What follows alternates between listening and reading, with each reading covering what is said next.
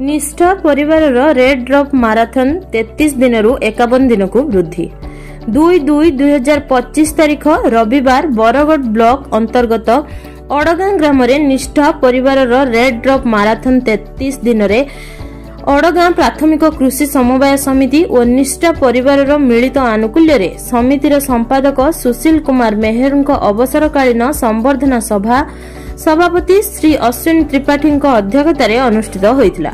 एही अवसर रे एक स्वेच्छाकृत रक्तदान शिविर अड़गां सोसाइटी ठारे अनुष्ठित होइतिला।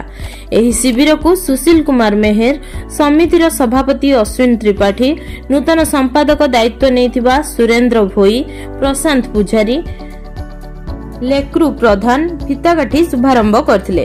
एही शिविररु सर्वमोट 46 यूनिट रक्त बरगढ़ रक्त भंडार द्वारा संगृहित होइतिला। रक्तदान शिविर आयोजन पई अड़गां प्राथमिक कृषि समवाय समितिर समस्त कर्मकर्ता रक्तदाता माननकु निष्ठा परिवार तरफरु बहुत बहुत धन्यवाद। रेड क्रॉस माराथन रे बहुत उत्साहर सहित रक्तदाता माने रक्तदान करथिले।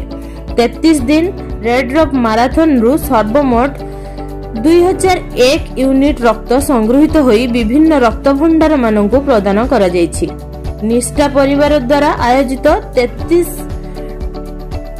33 दिनिया रेड ड्रॉप माराथन रो आज 2/2/2025 रो समापन हेबा कथा, किंतु निष्ठा परिवार रो शुभेच्छा हिताकांक्षी सहयोगी तथा जनसाधारण भल पाइबा उत्साह और प्रेरणा को सम्मान जणाई एही चलित कार्यक्रम को परिवर्तित करी 51 दिन करागला और एहा 20/2/2025 तारीख पर्यंत चालू रहिबो।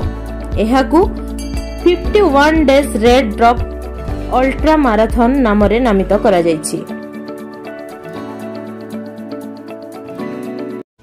बरगढ़ जिलार टिकलाल त्रिपाठी रिपोर्ट, भारत न्यूज।